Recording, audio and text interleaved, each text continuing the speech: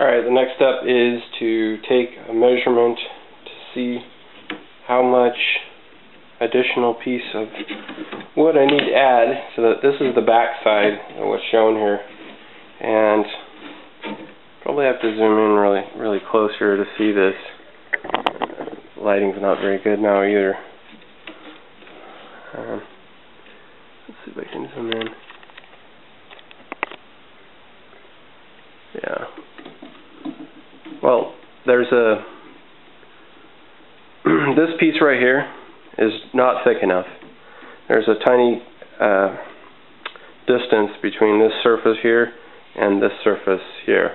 So I need to add a thin strip on top of this. I couldn't find a thicker piece of oak to get it done in a solid piece, so I'm going to have to add this secondary piece on top of there. So I'm going to just take some caliper measurements of how thick that needs to be. I got to make sure to push these two pieces together so they're fully seated, like when they'll be glued together. And I'm going to add a little bit extra on top of the measurement that I take here, 0.98.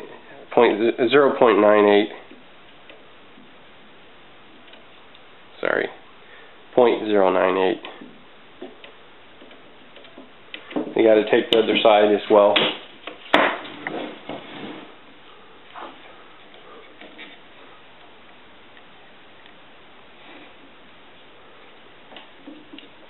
Press these pieces together.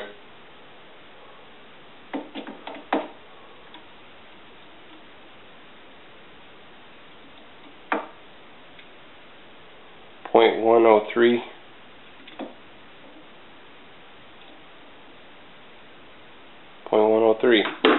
Alright, so I'm going to go .11. I'll give just a little extra material, and I can easily sand that down to get it nice and smooth once we get to that point for the final sanding.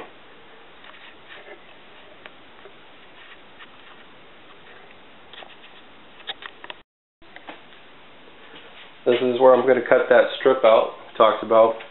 I've got a pattern that I marked out from the piece that I had previously cut. This is just another piece of 1x4 oak. And yeah, I've marked out the exact pattern that I need for the bandsaw. But before doing the bandsaw, I need to cut the strip out to a width. Before we talked about .11 width strip.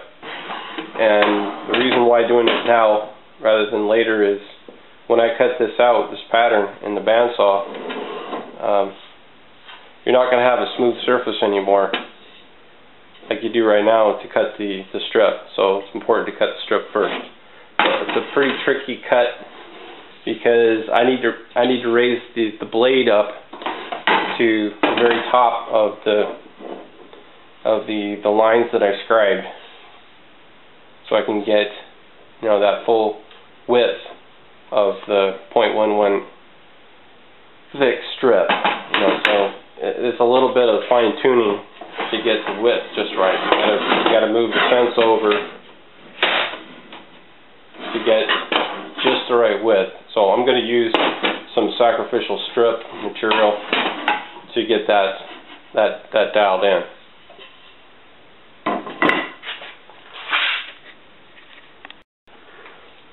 Okay, so I've got the fence dialed in now. I've got the height dialed in.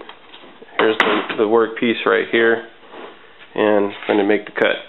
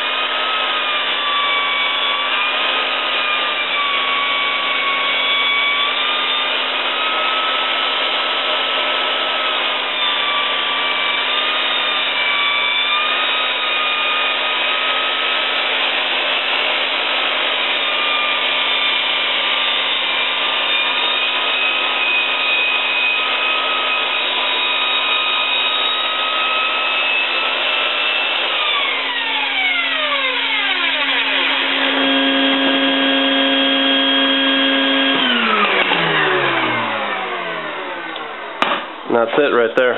Turned out pretty good. Next thing to do is to cut this way to separate this thin strip.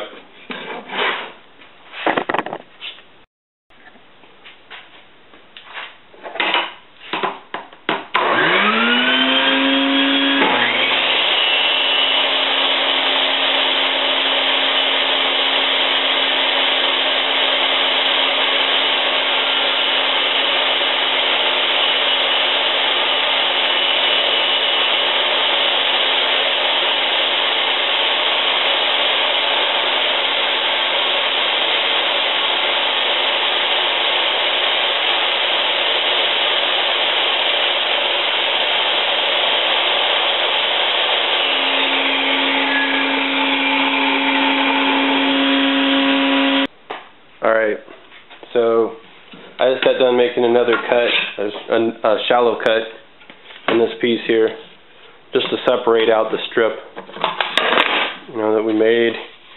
And there it is, right there. There's the thin strip with the pattern on it. And we'll take a caliper measurement on that, see what it is. Well, I was wanting to try and hit 0.11. And it's 0.114, so 0.04 over. That's pretty good. That's about as good as you're going to get, or I'm going to get. Plus, the idea is just to make it a little bit thicker. That way you can always sand it down to the exact height that you want. Alright, well, got the strip here on the bandsaw. Going to cut this pattern out real quick. I'm going to cut on the outside of the line. I'd rather have it a little bit slightly bigger than too small. You can always sand something that's thin down pretty easily.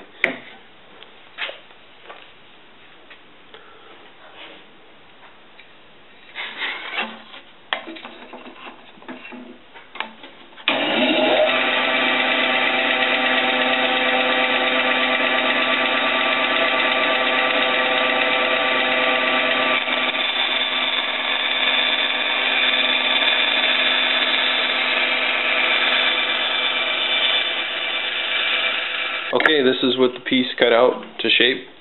Haven't sanded it or anything like that, but that's the piece. Alright, here's the thin strip right here. The other piece right there. And again, I haven't sanded this or anything like that, although this is the tear out side right here, so bottom side really shouldn't need a whole lot of sanding. But I put it on here. The fit is good. Fits real nice. Minimal sanding needed. And then when I press all three of these parts together, that's the existing frame, the new piece down here in this thin strip. Push all those together. It's just as I wanted it. It's just slightly higher on this piece right here than the original frame piece. So that'll be fairly easy to sand down. Check the other side as well. I mean, that's even slightly less. There is going to be a certain amount of thickness for the glue, yeah, this side over here, by less I mean this piece still sticks up. It's just only a few thousandths is what I can feel, maybe 5 thousandths. So it's just as I wanted it. Okay, I'm going to use some wood glue to glue these two pieces together, and I'm going to clamp it down. I want the two pieces just as tight as I can together as possible, to kind of minimize, any sort of minimize that there's two pieces there. I mean, I think if you look close enough, you're going to be able to see it. But I think if I can clamp these guys down real hard and tight, that's going to help minimize how visible it is. And one other key thing is I need these surfaces on the ends to be flush. I want those to be really flush, although they are going to be on the inside, the non-visible side, so it's really not that critical, but just do as good a job as I can. That's one of the things to watch out for. I'm not so much concerned about having these surfaces line up perfectly. I want them to be close, but I'm going to have some more sanding to do once these two pieces are glued and dried together. Also, we'll end up screwing these two pieces together at some point. Probably it'll be when I screw the backer board down. I'll just make sure my screws are long enough to drive right through both these pieces. This glue here is supposed to be able to bond tighter than, or stronger than wood itself, so we'll see. So I'm going to add it to both pieces, and the stuff has not the longest set time, but this is just two pieces, so it's really not that bad of a deal. I do want to make sure I get it over everything. If it runs over on the sides, that's okay.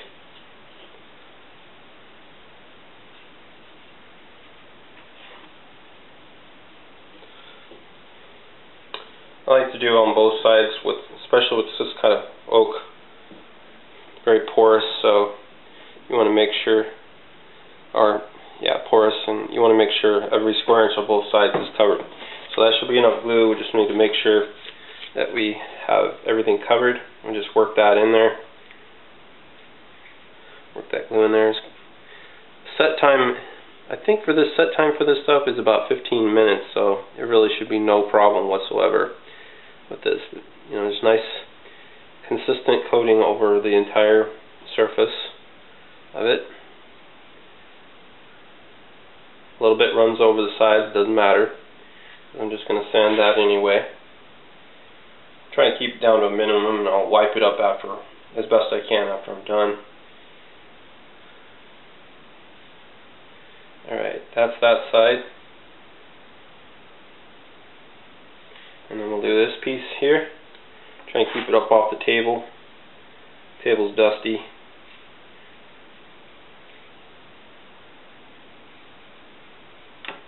There we go. Thought about using Gorilla Glue on this, but you know, I think this wood glue is going to be a little easier to stain than the Gorilla Glue. I think this, if I remember right, this Elmer's wood glue actually has wood in it.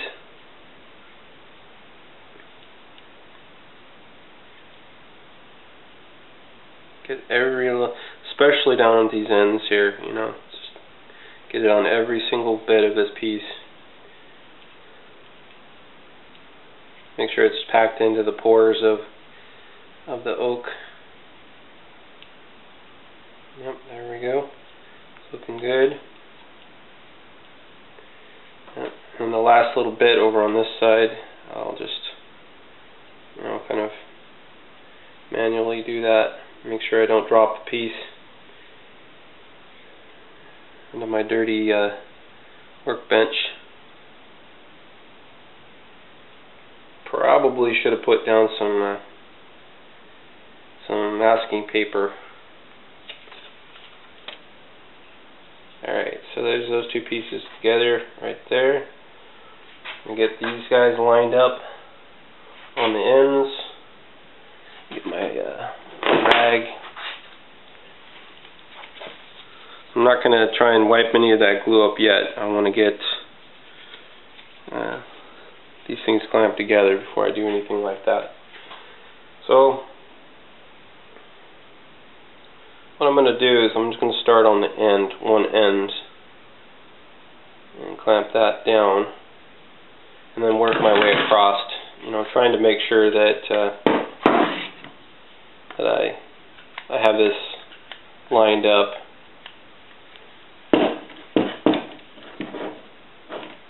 And I'm going to wipe this stuff down off the bench, to get that out of the way also.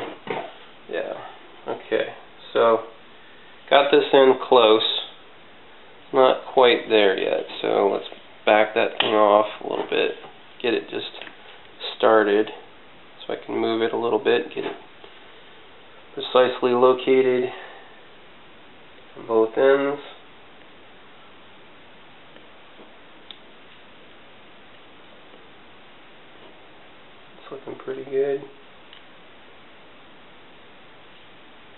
clamp it down.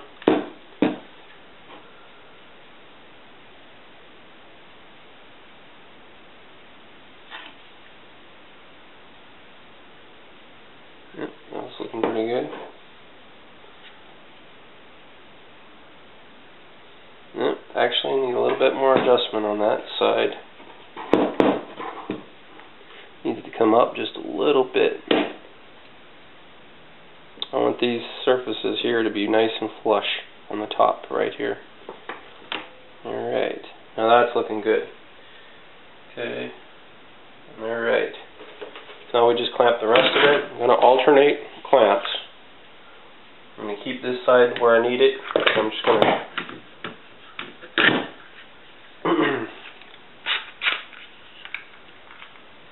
alternate clamps and work across the piece.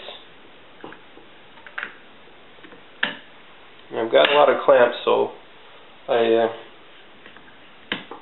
can space them pretty close together, and that's only going to help.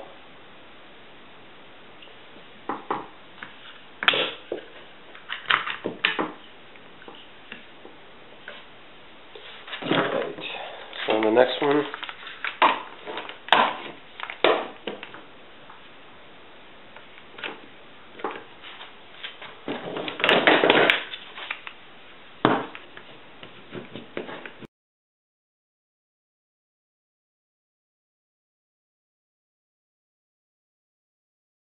I let the glue dry overnight for this little strip right here, and I did some initial sanding on it. Overall it looks pretty good. I do think that a little strip is going to be noticeable, but let's see. You know, it kind of depends on how dark of the stain is used for this part.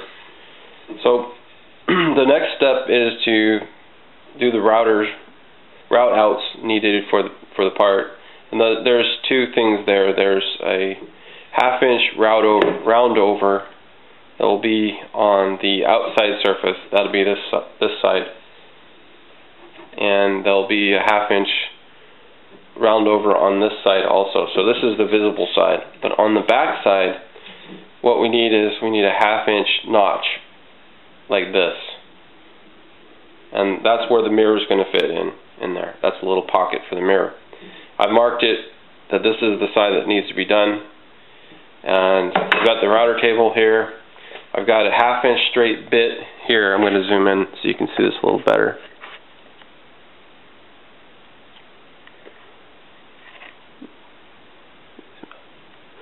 There we go. Yeah, so 1/2 inch straight bit here. Got a jig here, which is just a piece of 2x4 screwed down to a 2x2 and then clamped to the table. There's a dowling that fits through a hole in the 2x4 and a screw to secure that dowling.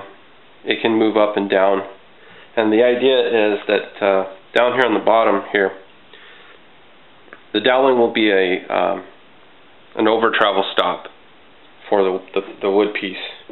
So I can raise up that 1/2 inch straight bit to the depth that I need to cut this notch in the piece, and I'd measured it already. It's 0.29 inches is the depth, and so this being the bottom, I'd flip it over like this, and I'd push that into the straight bit. It would get stopped by the dowling. I've been first experimenting that this works with this piece, the scrap piece here, and then dialing in the depth to the 0.29 inch number, and I want to just make sure that I've got it dialed in. I think I got it close. I'm going to run just a little bit more here real quick just to take confirm that this is the right measurement.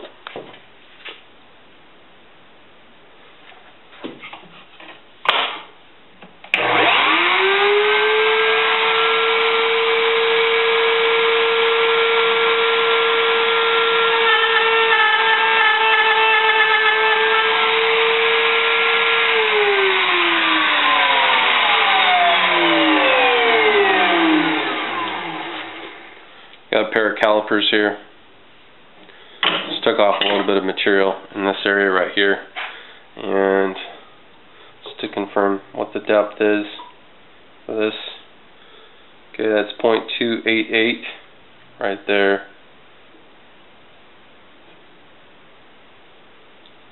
0.28. I've got it on there right. You got to take a couple of measurements with it before you can get a good idea as where you're at with it. That's at 0.28. I think that's pretty close enough. Yeah, so next step is to cut this out. Something that might require a little extra work is on these ends here. These ends right here. So the doweling part is going to ride right on this top part, right up here on the top surface here.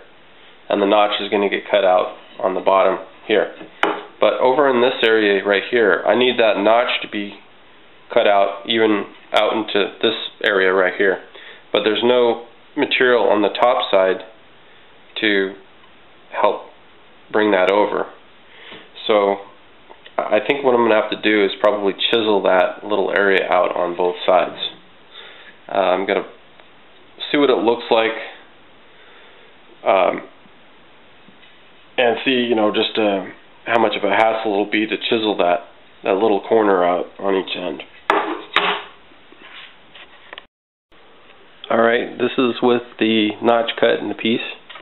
I'll zoom in a little bit so you can see a little closer. Right there, it turned out pretty good. Still needs to be sanded a little bit, and I decided to hold off on cutting the very end right here. This is that part that I might need to chisel a little bit out. What I'm going to do is add this, or set it on the frame, and then see if I can mark out where I need to cut this notch. I may be able to still router this, even this area over here, but I need to at least understand exactly where I need to cut that material out at. Yeah, right here.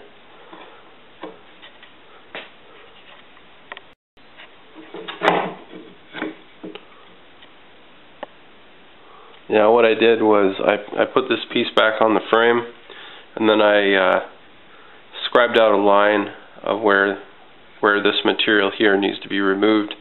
I'm going to try to use the router to do that and not use a chisel. I think it'll be quicker and better just to try and use the router. Might be a little iterative, taking out just a little bit of material at a time, but I think it'll end up being better results that way. Yeah, that method worked pretty good. You can see right there. I wasn't using the doweling as a guide, but I was just coring out material slowly and was able to bring it right up to where the line is, and it looks good. This is the other side right there. Looks pretty good. I think a little bit of sanding touch up on it, but looks pretty good. The next step is really to put this on the frame and put the mirror in there and just verify that that this notch depth, we'll say here, is enough to fit the mirror with about 1/8 of an inch gap. Don't want it to be the wood to be directly touching the frame. All right, so we got the frame here. This is the piece we've been working on, trying to custom fit it to fit. Looking good, fitting just about as expected. Put the mirror on there.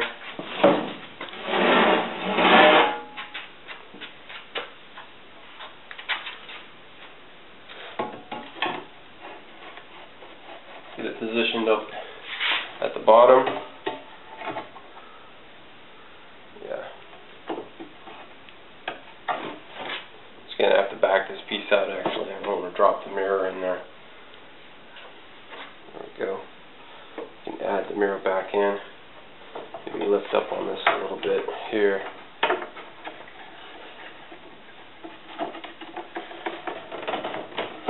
That that looks good.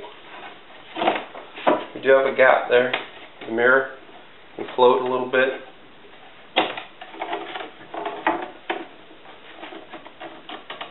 Yeah, I mean, you can see right there, the mirror is moving a little bit. There we go. Yeah. So, I mean, this looks good, as is. I decided on the next step for this project, and I'm going to sand down the original frame, and then I'm going to glue the new piece in place, and then I'm going to do the roundovers. I kind of changed my mind about that, about doing the roundovers on this part first, because I'd really like to have it in place, and then when I do the roundovers, it'll be more consistent of a transition from the old piece to the new piece if I do it with it in place. I'm going to use a random orbital sander here to take a bunch of the stain off of this guy. I'm not real sure how far I need to go to get down to the wood. I'm hoping it's just on the surface and I don't have to really sand too far. Otherwise I might have to kind of revisit what I'm going to do with this here.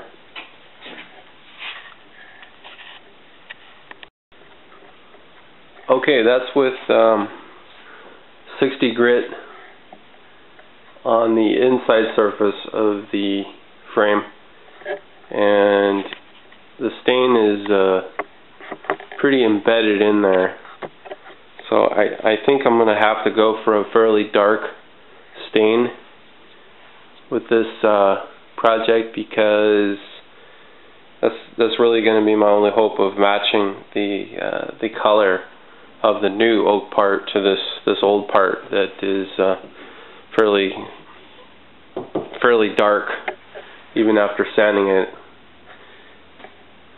I'm going to flip it over and do the visible side, but I'm going to switch to probably like a 120 or 240 grit sandpaper, because I mean that's going to be the cosmetic side, so I don't want to take off too much material. It's going to take longer to sand it, but you know, it'll be worth it. So yeah, so I think that's what I'm going to do, is I'm going to go with the dark stain for this. We'll see how that turns out. Okay, here's with the frame sanded down. I've got the new piece in there as well. You can see the difference in color. It's about all I'm going to take off of the frame. Next step is to glue this piece in place.